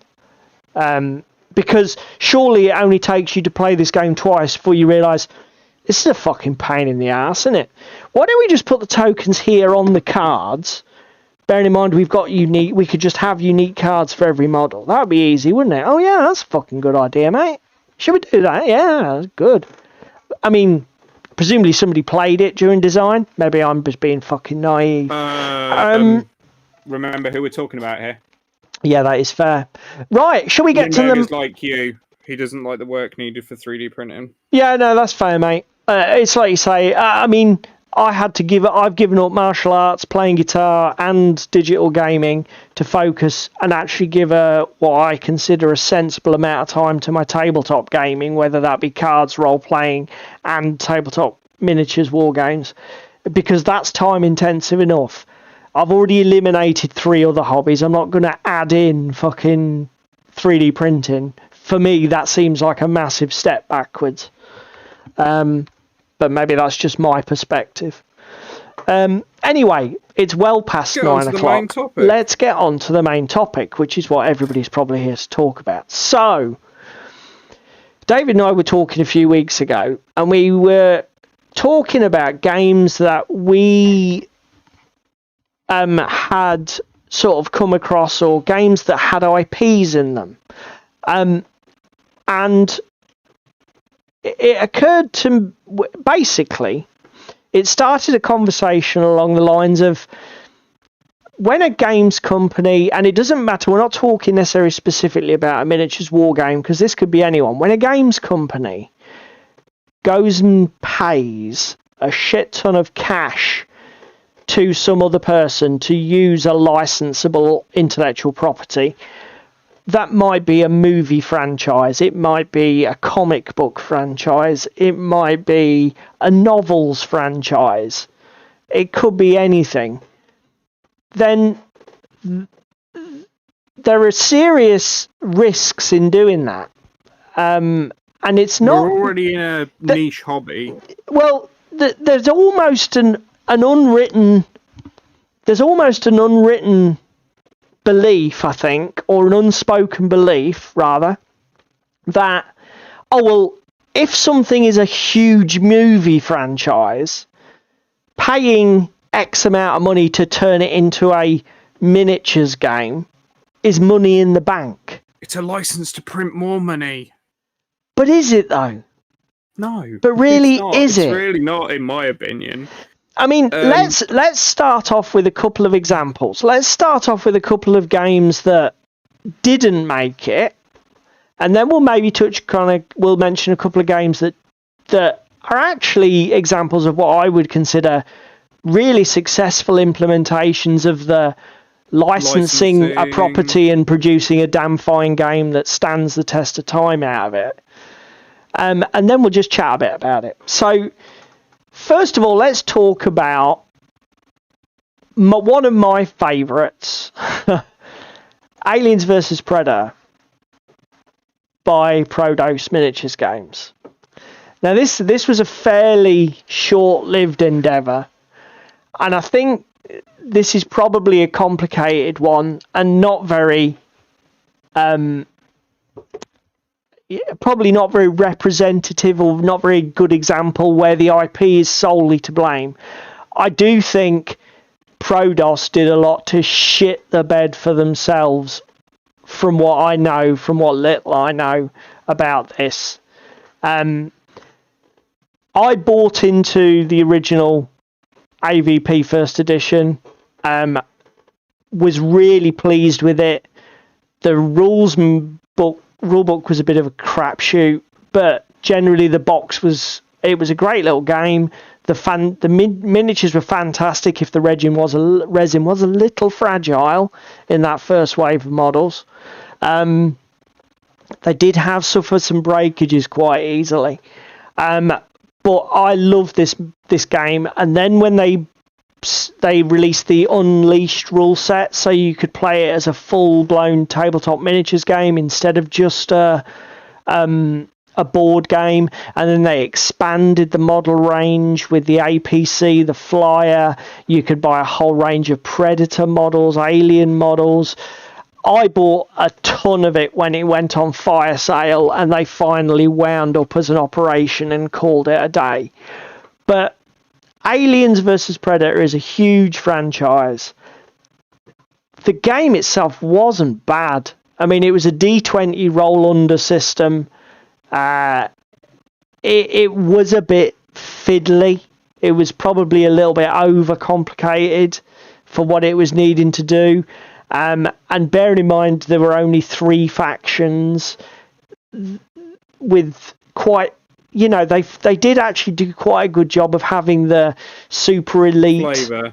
The super elite predators, the swarmy close combat only aliens, and then the marines in the middle with the range combat and the low survivability. They really did a good job on it, but it didn't make it. And I don't think it particularly... I know that they had issues with the license. I know they had fucking huge issues with production and actually delivering stuff, because I think it was originally launched off a Kickstarter, and I think they basically fucked everybody on the Kickstarter and basically disposed of all the stock through retail, and I don't think anybody got much of anything through the Kickstarter that was originally set up. And I know the whole thing was a massive car crash, but I don't understand why, if I'm honest, because again, it's what David said right at the top of the show. This one says to me, money in the bank, as Lindbergh says, if you do it right. And, I've got a huge collection of it. I've played it. I think I've played a hell of a lot of fucking worse games by a hell of a lot more successful companies, naming no names. So that's our first one. Now then, mate, do you want to take the next... Well, yeah, no, I'll take the next one, because I've played the next one as well, and you haven't. So this one I've only dabbled with, but I did enjoy it. So Middle-earth strategy battle game. To be fair, I do have 2 cents to add to the meter on this one. Oh, no, go... Well... Do you want me to go first, or does it not conditional upon what I say? You go for it, and then I'll add my 2 cents at the end of my thoughts and opinions on Middle-earth. Okay. I mean, I think the Middle-earth strategy battle game by Games Workshop is a good little game. I'm not a fan of either of their 2 flagship AOS or 40k now. Middle-earth strategy battle game hasn't been fucked around with too much since it was first launched. I mean, I know they're on they're on the 3rd, I think, iteration of the rules with minor tweaks. I don't play it heavily, so I'll apologise if I'm talking bollocks. But I know it's got a long past, and it's a very playable little game. It's incredibly atmospheric. The miniature range is amazing, and as far as I'm aware, it has made Games Workshop a fucking lorry load of money. And that, to be fair, it probably didn't help that Peter Jackson's films were actually a fantastic retelling, abridged and somewhat mollified, but and a good retelling of Tolkien's original tales. What was your thoughts on this one, mate? It's something I want to get into because I love Peter Jackson's Lord of the Rings. I quite like The Hobbit. I know Rings of Power has tanked like fuck, but Rings of Power Rings of Power made me go and rewatch I wanted to go and rewatch Lord of the Rings because I don't own it. It wasn't available on Prime, so I ended up rewatching The Hobbit instead. Not quite the same as watching Lord of the Rings, but it'll do to scratch that fantasy itch. If you remind me, mate, I've got all of the Lord of the Rings box sets. I'll bring them into club. You can borrow them. But I do want to give it a try and then see about collecting an army, I think. Yeah, I would recommend it. I mean, it seems to me as well, it's a smallish skirmish game, depending on what faction you pick. Yeah, so... which, again, is, knowing me, my bag and right up my street. I'm not sure if this is the current iteration. I'm on the Unexpected Journey edition. Because I think they don't give them edition numbers, they give them little subtitles, and I think this is the current one, but I could be wrong. And then my army is Witch King with Barrow Wights, or actually Marsh Wraiths. They are Witch King with a load of Marsh Wraiths, and then a Goblin Warg Shaman with some Goblin Warg, Orc Wargs rather, in support. So those are my two companies, is it they call them? Yeah, whatever they are. For my full list. So as I say, I've got a list to play it, but so I'd be up for getting back into that, definitely, mate. Let's talk about... It's an IP that's interested me. I haven't yet pulled the trigger on it. Let's just leave it at that. And to be fair, it's quite a complex IP, because, I mean, effectively the game we're talking about is a license taken from a film franchise that was in itself created on a license taken from a novel series. So this is quite a complex one, but it's a massive hit, and the product's great, and the franchise is awesome. Let's have another miss. I couldn't even find the website entry for this one, because I suppose I could have gone to eBay for some listings there. Dave at MS Paints. Well, no, it's just so it died a death and nobody was interested. Dave at MS Paints recently covered this. Terminator Genesis by River Horse Studios. I'll just refer everybody. There will be a link in the description when I finally do the chaptering. Dave at MS Paints did a video about this game. It was a great little game. It was obviously based on the Terminator Genesis movie franchise, so it's a tabletop war game where you pitch Terminators against human rebellion fighters or human freedom fighters, and it never really took off. It twitched a bit on the slab and then died. It just didn't go anywhere. Now, I personally think that this one ran into the problem that despite River Horse's best efforts to come up with a really clean, really accessible game, the film franchise was shit. Basically, the franchise shot itself in the temple and flatlined this and anything with its name on it. Because I think I'm not being controversial in saying that the actual Terminator Genesis movie is recognised as dog shit.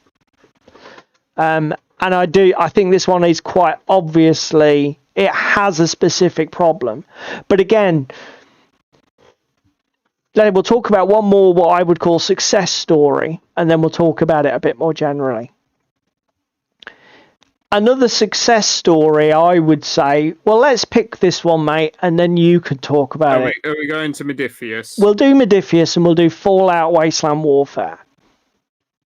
So this is based on a computer game franchise, effectively, isn't it? Yes, it's something that's close to my heart. I've played Fallout 3, New Vegas 4, tried 76. Yeah. It's awesome game. This is probably a really good one because we talked about it before. Yeah, we've just spoken about a game where we've just spoken about one where it failed because the franchise shot itself in the face. And David made a very fair point about when we discuss this So pre-stream. I'll let you carry on, mate. Yeah, so pre-stream. Yes, Limburger, it definitely does. One of the and 2. There's another franchise that has 2 movies in it. Alien 1, Alien 2, and then some other shit. For me, the best Fallout game is New Vegas, and I will fight anyone to the death if they state otherwise. Fallout 3 hasn't aged overly well. New Vegas is really good. Fallout 4 is okay, but it's not amazing. Fallout 76, let's take a single-player RPG, turn it into an MMORPG on the consoles, and then wonder why nobody wants to play it because everybody's raiding fucking bases and getting their shit kicked out of them constantly, and it's turned it into something it wasn't.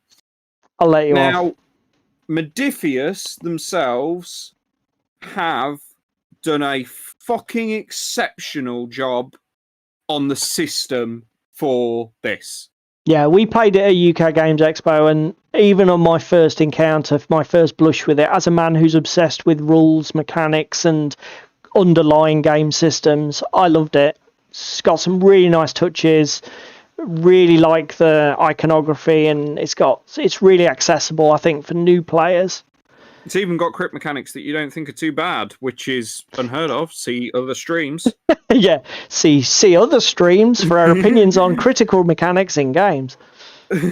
Fuck's sake. But for me, I'm a massive Fallout fan. I mean, I've got in front of me here 3 pop minis.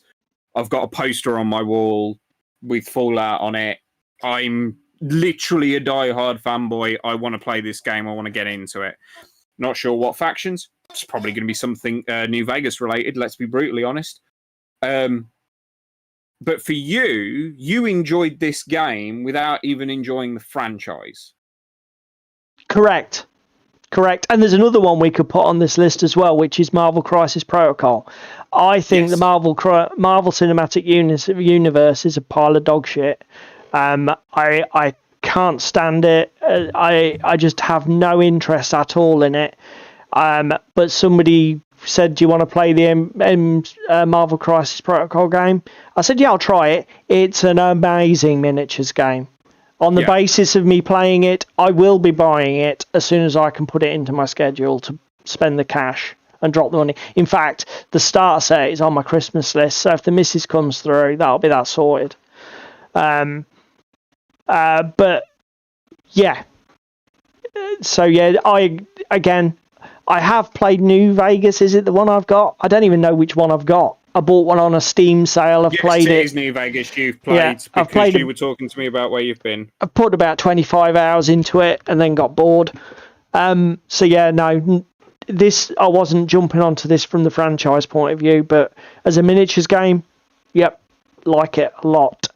I mean, if we talk about if we just come away from that now and then just talk about things more generally, I think my sort of takeaway from this is that you've got to be so. I don't think it's necessarily a good idea for companies to automatically think that an IP-driven license is a good way to sell or create a game.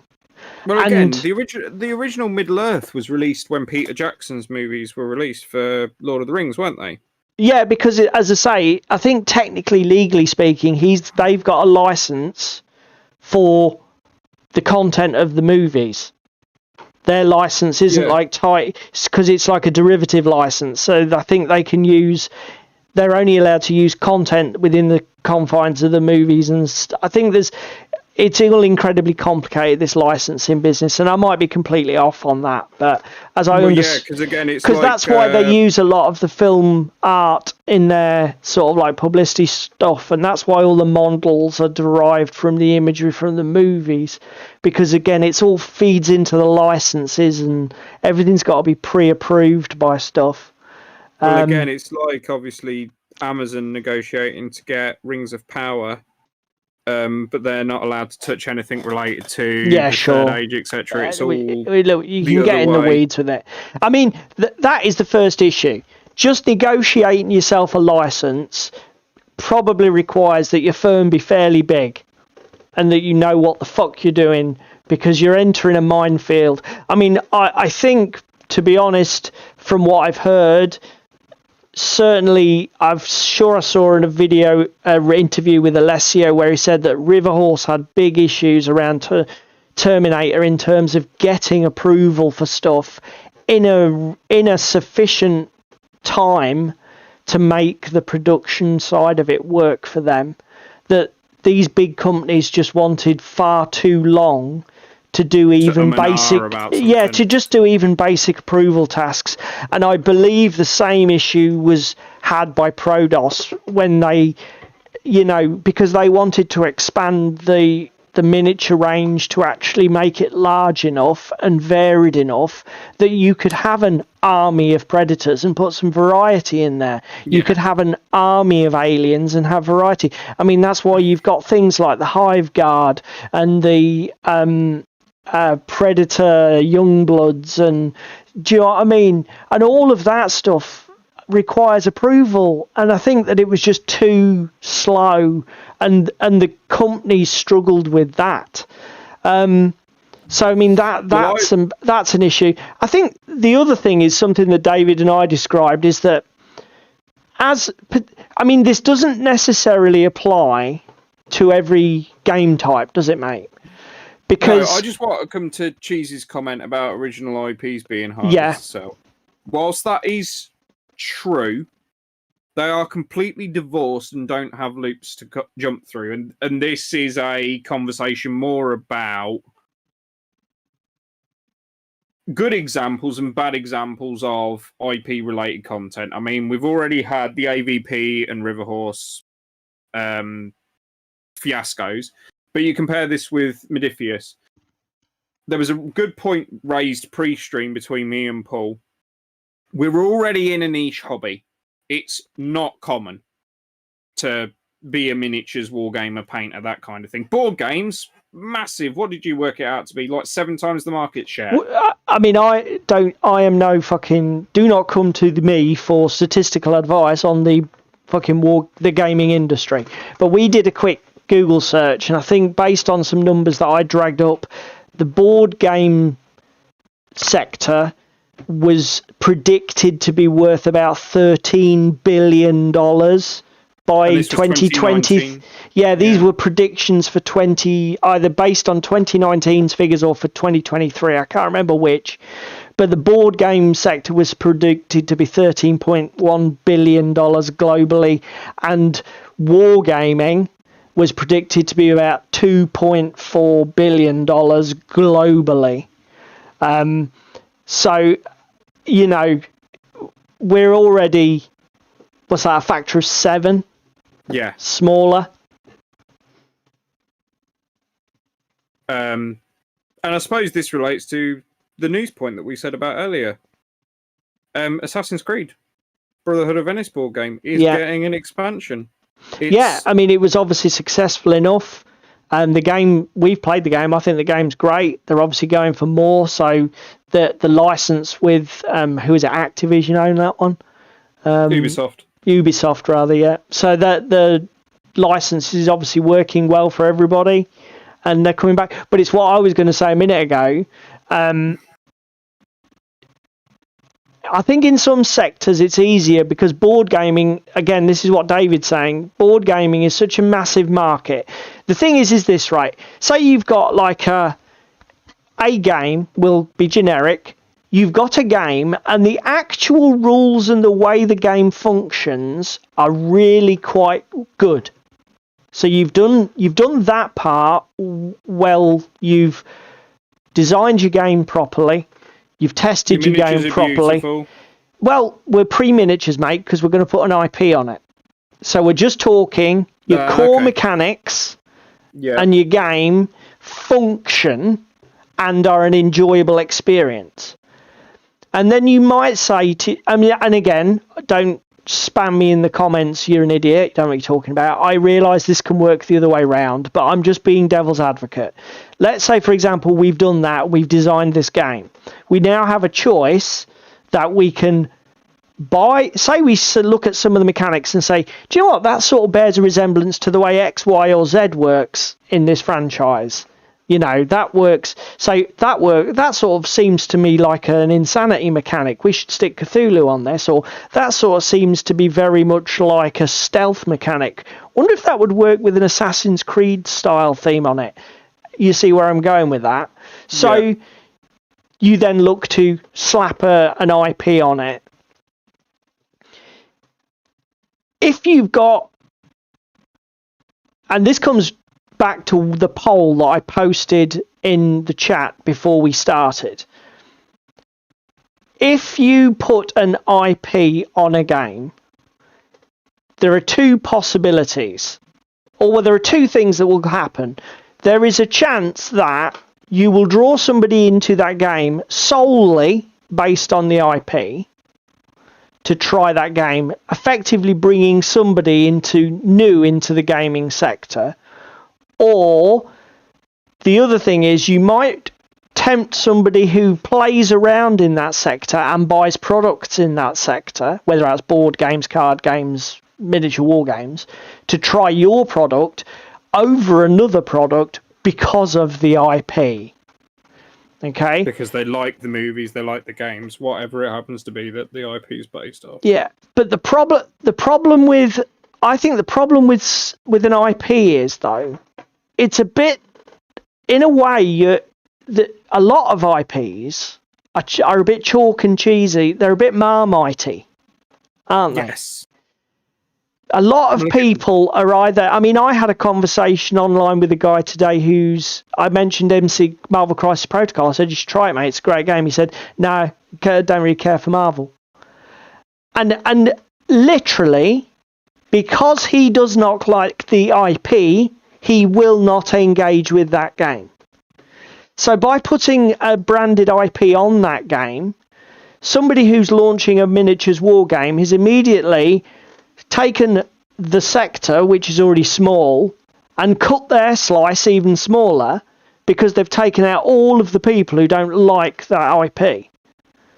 Unless that person is sort of in the grey area where they're in the middle of the Venn diagram where I don't like Marvel, but I'm broad-minded enough to try it, and if it's still a good game, I'll play it. Yeah. Do you know what I mean? And well, go on, mate, you go. The other thing with these IPs, if it's an established IP, a big IP, the likes of those that we've already touched on this evening, yeah, it's not fucking cheap to slap an add-on to your game. No, well, I mean, again, the financial cost. We've already said that there's a massive legal fucking minefield to tiptoe through to even do this process, particularly if you're using a big IP. But then, like you say, there's the small fact of you have to pay a shit ton of cash. I mean, if anybody's watched the internet about Hasbro's disastrous third quarter report and share collapse, you'll notice that they've cited one of the main reasons that their numbers are fucking tanking to earth is that Wizards of the Coast spent an absolute king's ransom on all the licensing fees for their Secret Lair products and Commander decks. So they, paid whoever owns the fucking Walking Dead franchise and who the fuck else did they? Games Workshop. They did. What other Secret Lairs crossovers did they do? I don't follow Magic well enough to know. But basically, I mean, even Hasbro are saying that's cost us so much fucking money. It's tanked our figures. And they're huge. How much fucking money must they have spent on those licenses? Do you know what I mean? So you know, colossal amounts of money can be spent on these things. That's before you even get to print and taking people's good money. Yeah, let's scan the chat for a second. We said we were going to address Limburger's comment, then we didn't. Original IPs are even harder to sell. The flip side of the coin, Limburger, is exactly what you're saying, which is that if you don't put somebody else's IP on your fantastic game, you've got to come up with your own. You have to come up with a theme, a setting. You might have to come up with, it depends on the game, obviously, but you might have to come up with individual characters, stories, narrative arcs.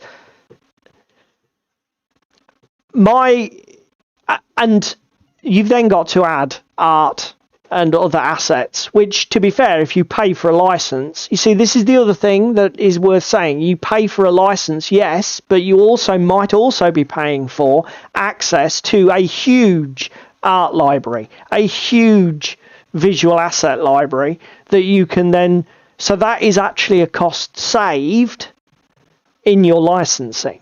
So it is very complex and not at all black and white. I think that's fair to say.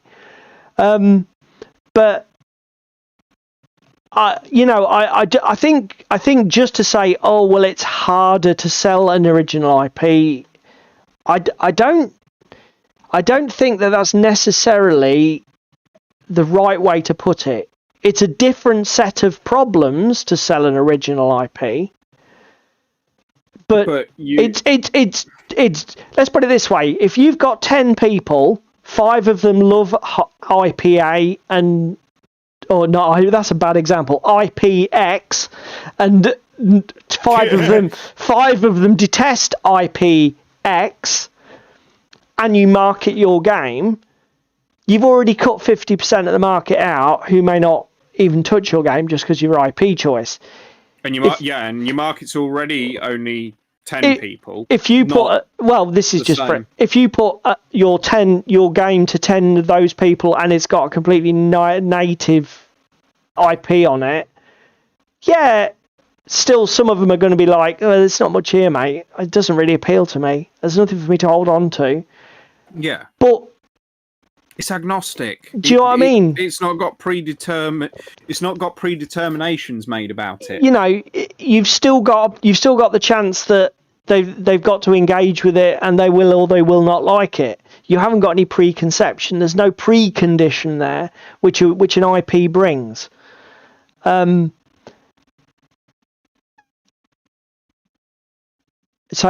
Limburger also says it's using an existing IP to sell a game's brilliant idea makes marketing easier and definitely licensed to print money. I know that's the I get that that's the established consensus. That's the consensus. Good word, mate. Yeah, that's the consensus. And again, you're right. Monopoly do it all the time. They slap skins on. Who is it that has that? Is that Hasbro one? That's a Hasbro one, isn't it? They've done 40k Monopoly. They've done fucking all sorts. I myself owned 3 copies of different versions of Star Wars Monopoly till I sold them on eBay or gave them to friends. But again, to be fair, the problem with that, I'm not saying that it doesn't work. It doesn't work, but I think the attitude that it is always better to do that than to do option B is not the correct thing to say. I've kind of got a point here as well. We spoke about it last week with companies resurrecting old games. Yeah. There's a similar thing at the moment with, well, it's been around for a while, let's be brutally honest.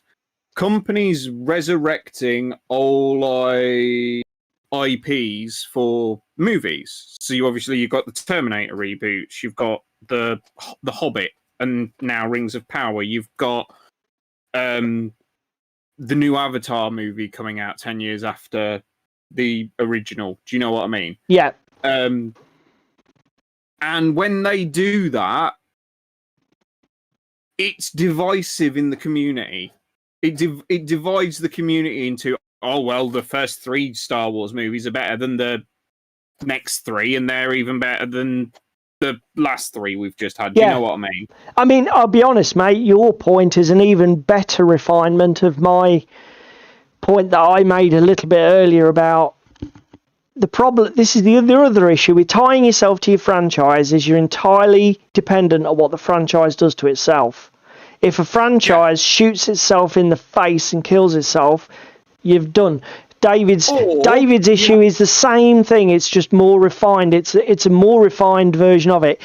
A franchise could just tank because the movies turn shit, or the franchise could split because you've got the franchise gets resurrected. It changes hands. The core franchise holder changes hands, and now there's canon and non-canon, and everybody comes like, oh well, if it's this, it's good, and if it's that, it's bollocks. And do you know what I mean? Tying yourself to an IP is just as much of a gamble as creating your own sometimes. The other thing as well is, if you tie yourself with an IP, with all the negotiations and everything that go on in the background, you're still beholden to the main IP owner, for example, Tolkien Estate or whatever, still agreeing with it. Yeah. If they pull the plug, you can't sell anything anymore. Well, you can't that's what do happened. Anything else. That's what happened to Prodos, wasn't it? Yeah, that's why Prodos fire saled everything, because they knew they had a date by which they had to sell everything. Otherwise, basically it was all skip. Yeah, it was all going to be infernoed because they had no rights to sell it. But I mean, again, because the other thing is, which it becomes isn't a bidding game as well of who's got the deepest pockets to own an IP. That's an even better point, mate. Because again, it doesn't matter how good your license contract is and how well you get it constructed by the lawyers, it won't be indefinite. No fucking license holder is going to give you an indefinite contract. No, I mean a license issuer rather is going to give you an indefinite contract to produce something. Only if they're completely out of their weenie mind. It'll always have review periods, relicensing. Do you know what I mean? Yeah. And again, like David said, that can be a double-edged sword because you do a fantastic bang-up job. What's stopping somebody coming along at the renewal date and going, actually, you know what they're paying? We'll double it. Then suddenly you're in a fucking bidding war and it's like, oh shit, do we renew this license? How much do they want this time? Fucking hell, what? Do you know what I mean? Yeah, you're a good example, Limburger. Because I mean, again, there's the issue. If you initially have a license, then lose a license, you're then in the issue. What do you do then? Do you reskin your game but take the license off it, put a new license on it? I mean, we tried to think of some examples, I think, when we would try coming up with a topic of, if anybody can, here's the challenge for everybody at home. Give us a game. Jerry will probably be the one that gets this one. Give us a game. Answers on a postcard, Jerry. That was initially a licensed game. And then the licensee, either the license expired or was withdrawn or wasn't renewed because it was too expensive. And the game was then reskinned with a different aesthetic or a different identity. But at the core, the same game. There must be board game examples. Knew it! Knew it! The oracle of all knowledge has struck again! I knew! McCabe's wisdom is total. I knew it. We're going to soon start praying to him at this rate, like some sort of fucking gaming god. To be fair, he does look a slightly, worse for drink Jesus, so that wouldn't be bad. Knock off Jesus. Yeah, I mean, again, this is the thing, isn't it? I think in conclusion, with 10 minutes to go, you guys have been very patient tonight, letting us apart. Limburg has been the old sort of one prodding from the sidelines, and thank you very much for that, mate. But yeah, I think my takeaway, and I think David would agree with me, is that I'm not particularly anti if somebody comes up with if somebody says to me, here's a game with an IP on it, I'm as was showed earlier with Marvel Crisis Protocol, I'll try any game. I don't really give a shit. Well, again, Fallout Wasteland Warfare at Yeah, Games Fallout. Expo, I badgered you of, I want to try this time. I want to get a game, want to get to the table. Yeah, funnily enough, as I was preparing the slides, I brought up Skyrim by them as well and put it on the browser, although we didn't actually use it tonight. And again, I'm a bit the same there. I'm a bit like fucking...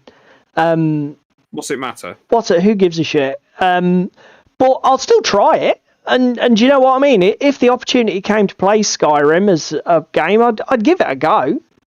The Star Wars games, again, I did think about them, but they're a bit low-hanging fruit. I mean, they are a good example, Jerry, of success. You know, FFG have got the license for those games, and pretty much they've smashed them all out the park, haven't they? They've done so many iterations of card games. They've done, I mean, fucking the board games are killer. Rebellion. X-Wing. Is it Outer Rim now? Is a killer board game. You've got the miniatures games, X-Wing, Legion. I think they're not as popular as they were in their day, Armada, but they're still fucking massive in compared to our industry. I think the days when X-Wing outsold 40k are probably in the past, but they're still significant games, and they are. Okay, Lindbergh, in what way a failure? So where's the failure? So what you're saying is that the game itself, the numbers have really gone south because of design decisions and because the second edition wasn't anywhere near as good as the first? I think the other thing with, you've already sort of touched on it with Arkham and bits and pieces with Fantasy FFG in the past. Stocking things is an issue. Okay, yeah. I mean, I'll be honest. Yeah, I've had stuff for X-Wing on back order for donkey's years, and it's. I mean, to be fair though, FFG are fucking shit with pretty much all of their product lines like that. They can't keep anything in stock. I mean, I play Arkham Horror Living Card Game. I mean, I know that is a licensed property, but it's public domain now because it's been so long. All Lovecraft stuff's public domain now, but you try getting the fucking Arkham Horror Living Card Game, and I'm sure it's just as bad for the other living card games. I just don't collect any of the others. Arkham Horror bloody expansions. Board games, yeah. For the board games, I want the expansions. To be honest, mate, I imagine it's the fact that FFG are probably too clever by far. Their design teams are pretty much great. They've got far too many product lines. They've got far too many SKUs, and they haven't got enough production capacity. Yeah, I imagine that's probably the problem. Yeah.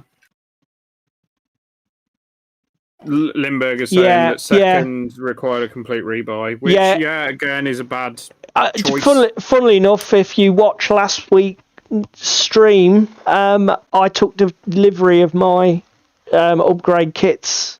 Was it last week or the week before? So I can't remember. But anyway, the one where Tim was on, it was last week's.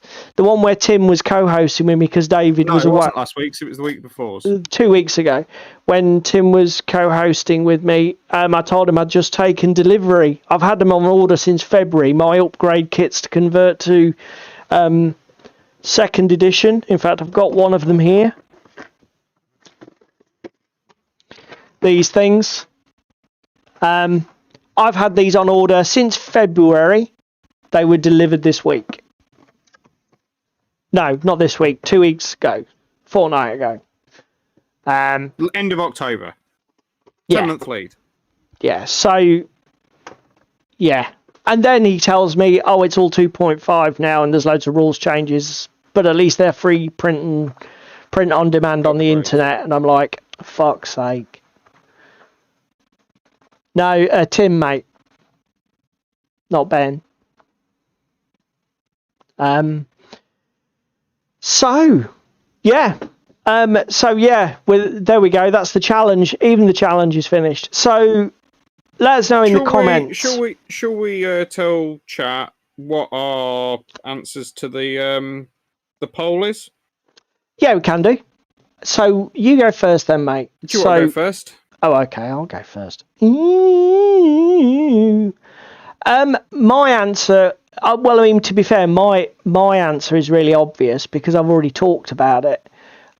I would always consider trying any game. Yeah. Do you know what I mean? I am not put off by licenses or the positively or negatively.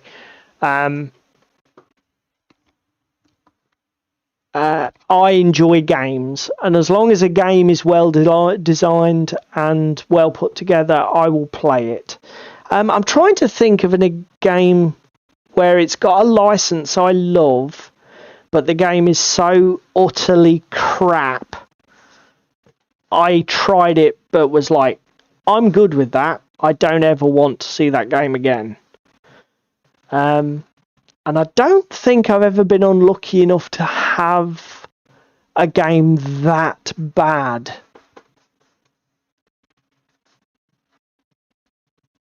No, because you enjoy your Kings of War. You enjoy... Not Kings of War. What is it? Song of Ice and Fire is fine. Yeah, Batman's fine. MCP, you're not keen on it, but you like it. The game was great. Middle-earth's great. All of the card games for pretty much all of the franchises that I've played in my time, I enjoyed. I tell you, here's one: Harry Potter. The films are very watchable. The books are for children people. Stop trying to read the Harry Potter books if you're over 15. They are not adult literature. Watch the films with your family. Have a laugh. Fine. I played the Harry Potter card game. No, I'm an adult. I'm not a fucking child. I mean, actually, you can put Yu-Gi-Oh! And fucking Dragon Ball Z and those sort of Japanese manga style cartoon derived Pokemon. For fuck's sake, grown adults playing Pokemon. Really? No, people. Not. It's a game for kids. There's a clue. Watch the If you can tell me that you're completely engaged and enthralled by the Pokemon cartoon and you're a grown adult, I will assume, unless you can provide documentary evidence to the contrary, that you have learning difficulties. So yeah, there's a good example of. But even then, I'll try the games. I've got I don't own any Pokemon anymore, but I still got a Yu-Gi-Oh deck or two. And if somebody said to me, "Would you play it?" I'll be like, "Yeah, all right." Yeah, well, I mean, we played it a couple of times, haven't we? But when we used to have if I never play it again, I'm fine. Hobbits for Kids 2 from Limburger. Yeah. Again, you're right, mate. For me, are you on about the Chronicles of Gotham City Chronicles, Limburger? I've backed their new Kickstarter for the solo play rules. The rule book was dog shit, but the board game's actually quite cool. I enjoy it, and I'm hoping for some proper official solo rules instead of the fan created ones. Good though they are on Board Game Geek, and I'm not running the guy down. Excellent work, and thank you to everybody. Thank you from everybody like me who's made use of them. But it'd be nice to have some official solo rules from the game creators with the new Kickstarter. For me, it's linked a lot to if I like the IP. Like you, I'll give a few things a try. Okay. But it's a try game. Do you know what I mean? For me, like saying already that I want to play The Hobbit, I want to get some Fallout, Wasteland Warfare, get into that, is because I like the IPs. So it's pretty much, if you Song of Ice and Fire does not fucking interest me. I didn't watch any of the Game of Thrones. Yeah, and by the same token, I've never read the books. But by the same, would you refuse to play it because you don't? I wouldn't refuse to play it. Or do you think that you're but it wouldn't be not high enthusiastically on my list. Yeah. Yeah, okay. It'd be, okay, this is a cool demo game, and if the demo game absolutely fucking blew me away, yeah, Okay. I might buy into it. So even though you would play it, you're going to judge the game probably a little bit more harshly. You're going to have to say, Yes. the game's going to have to say to you, I'm better than average. I suppose that makes sense. Well, I mean, what you're making is perfectly logical sense, mate, because effectively when we play a game, we've got two engagements. We're engaged on two levels, aren't we? We're engaged with the narrative and the story, which feeds into the IP and the characters and the world. And we're engaged on the game front, the interaction with the opponent, the mechanics. And I suppose if you've got a game where the IP is bollocks, or just not a pure straight, or just, in your opinion, to be a bit more internet friendly so I don't get firestormed in the YouTube comments. That's it. In your opinion, is bollocks. The comments have now been firebombed, Paul. Then, this is all your fault. Then I suppose what you're saying is, if that's the case and this bit is automatically no 0, this game needs to score 50 out of 50 in this section before it even is an average game for you. Do you know what I mean? It's got to be literally the best game you've ever played, and it'll be average. Do you know what I mean? Whereas if you're like, oh yeah, IP is 40 out of 50, the rules have only got to be like 30 out of 50, and you've already got a game that is your like, oh, this is my 7 out of 10, this is my 8, do you know what I mean? Yeah. Well, because that's like the interaction, MCP isn't it? With Marvel Crisis Protocol, I quite like the Marvel universe, and I've got an idea of what I want to collect if I was to go down the MCP route. Then it'll be Guardians of the Galaxy, because I love that movie. I mean, fuck me, I'm even wearing a Marvel hoodie this evening. So I'm into it. Do you know what I mean? Yeah, sure. But I think that's wrapped up our points and opinions on IP and gaming. We're at time. I didn't get an awful lot painted. I'll see if I can bring my phone back online. I might be able to get mine on. Let's see. Let's see if we can reposition this for everyone. Video Ninja. I did manage to get some magic blue down on this guy. Let's just go just one guy. Just the one guy. Well, it's always difficult. I mean, I hope you guys got some work done tonight. That's better. Video Ninja not working correctly. I hope you guys managed to get some work done today while we were chatting nonsense. That's all I managed to do. Managed to get some magic blue down on this guy. This is one of the steel warriors with the heavy weapon. I can't remember what it's called. Hailstorm autocannon, I think. But yeah, we're getting there. It's always, when I'm painting a first model in a set, it's a case of blocking the colours out. But that's what I got done. What about you, buddy? Yes, Trevor, that is sort of my points. Well, if you want to go to my cam, there we go. Here we go, mate. We've highlighted the leather on the straitjackets and touched up the final highlights on the minis. Yeah, so that's looking good. Nice grimy cloth work. Skin and shackles on these guys, plus their little implants on their foreheads. Yep. We've highlighted all of the leather, and then I've given it a wash down now when I've washed his top, which is still drying. I've highlighted his trousers a little bit. I might come up one stage more, but I don't know whether to or not, or whether to keep them quite dark. Is that grey-green? No, that's I was going to say stone grey. Stone grey. Yeah, I was going to say, it doesn't look green enough for that. It looks very beige. And then we've rescued the black cloth. Okay. So it's not working much on camera, mate. It just looks black and a little bit glossy. But it might work better in photography. It's still wet, but we've applied German grey fat highlights And then we've washed the entire lot with Basilicanum Grey, thinned, so that you might just about be able to see it there. So you've got the deepest, darkest black recesses and then the grey of the other cloth. So we've rescued him. Good this one will work. probably work out better. There you go. You can see it better on that one. Yeah. With the wash that's still wet in the recesses. But we've rescued them. So happy days.